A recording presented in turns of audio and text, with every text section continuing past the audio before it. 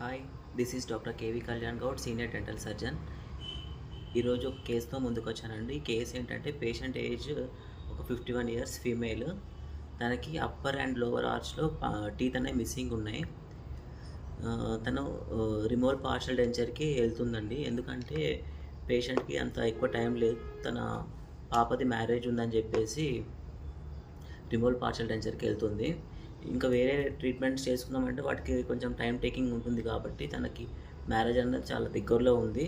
So దానికోసమని patient అన్నది removal partial డెంచర్కి వెళ్తుంది. ఈ కేసులో మనం రిమూవల్ పార్షల్ డెంచర్ ఎలా ఉంటుంది అన్నది మీకు క్లియర్గా ఒక ఐడియా వస్తుందండి.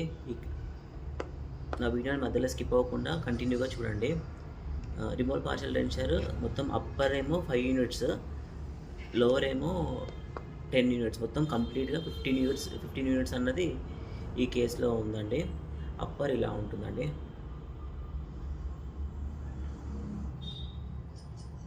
అప్పర్ ఫ్రంట్ అన్నది 3 మిస్సింగ్ ఉన్నాయి, పోస్టియర్స్ వచ్చి 2 మిస్సింగ్ ఉన్నాయి, మొత్తం 5 యూనిట్స్. ఇది అప్పర్. నెక్స్ట్ లోవర్ అండి.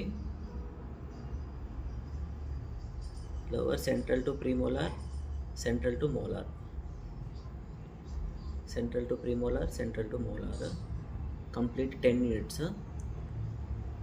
దీంట్లో గమనిస్తే మీరు ఇక్కడ క్లాస్ప్ ఉందండి, క్లాస్ప్స్ ఇవ్వడం జరిగింది.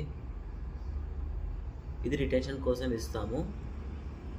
అంటే పేషెంట్కి డిస్కంఫర్ట్ ఏమి ఉండదు, కాకపోతే మాటి మాటి కూడిపోకుండా ఈ క్లాస్ప్ వల్ల మనకు రిటెన్షన్ అన్నది వస్తుంది డెంచర్కి. అప్పర్లో క్లాస్ప్ అట్లాంటిది ఏమి ఇవ్వలేదు.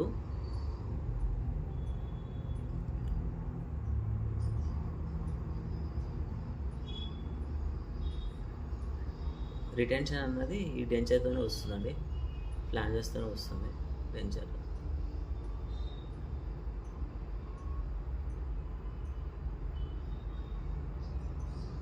ఇది complete 15 units, upper and lower కలిపి మొత్తం 15 యూనిట్స్. ఇది ఇన్సర్షన్ వీడియో కూడా మీకు పెడతానండి. హోప్ ఈ వీడియో అందరికీ యూజ్ అవుతుందని అనుకుంటున్నాను.